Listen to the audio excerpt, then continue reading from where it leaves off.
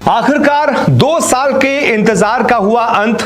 छा गए ऋषभ पंत और छाने के साथ साथ भावुक भी हो गए ऋषभ पंत।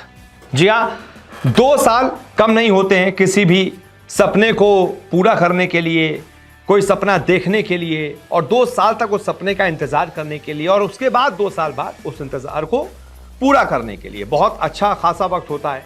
लेकिन जब आप ये वक्त का दायरा तय कर लेते हैं तो फिर जो खुशी आपको मिलती है, जो एहसास आपको होता है, उसका कोई सानी नहीं है, वो कोई महसूस नहीं कर सकता। जैसे कि ऋषभ पंत भावुक इसलिए हो गए हैं क्योंकि 2 साल पहले जब उनका एक्सीडेंट हुआ था दिसंबर 2022 में, तब पूरी दुनिया ने कह दिया था कि यार इतना मेजर एक्सीडेंट हुआ है, ऋषभ पंत शायद वापस नहीं आ पाएगा, करियर ओवर है। किसी ने कहा वापसी करते करते 2 साल लग जाएंगे, 3 साल लग जाएंगे, 4 साल लग जाएंगे, बहुत सारी बातें हुई। किसी ने कहा वापसी ही नहीं हो पाएगी, इतना बुरा एक्सीडेंट हुआ है, कैसे वापसी कर पाएंगे।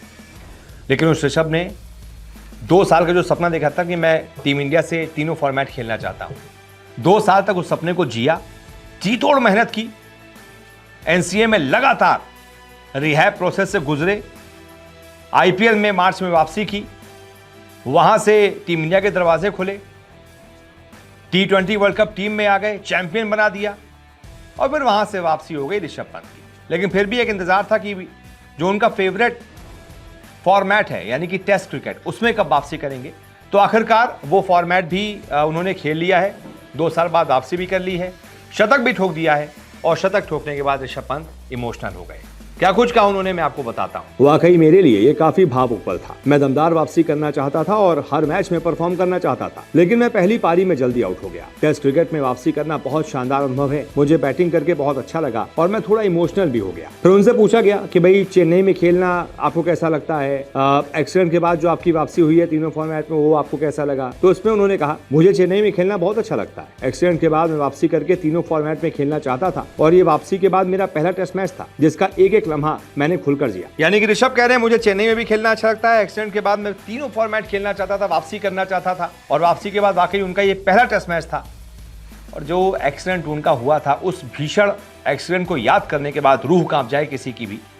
उस एक्सीडेंट से उबरते हुए आते ही पहले टेस्ट मैच में शतक लगाना, ये कितनी बड़ी बात है ऋषभ पंत के लिए, आप समझ नहीं सकते। और ये वही ऋषभ पंत है जिन्होंने इस शतक के साथ महेंद्र सिंह धोनी की बराबरी कर ली है as a wicket keeper batsman India के।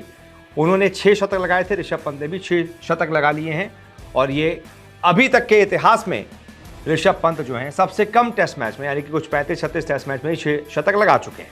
धोनी ने तो 95 के आसपास टेस्ट मैच खेले थे, तब जाकर 6 शतक लगाए थे। यानी कि अब कभी भी अगले या उसके 1-2 टेस्ट मैच के बाद ऋषभ पंत 1 शतक लगाते ही टेस्ट क्रिकेट के इतिहास में इंडिया के नंबर 1 विकेट कीपर बल्लेबाज बन जाएंगे। ये कितनी बड़ी बात है, आप अंदाजा नहीं लगा सकते उस बल्लेबाज के लिए जिसका 2 साल पहले मौत से सामना हुआ था।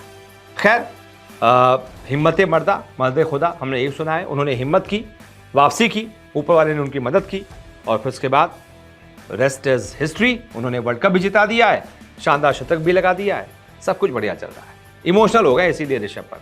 बहुत बहुत शुक्रिया इस रिपोर्ट को देखने के लिए।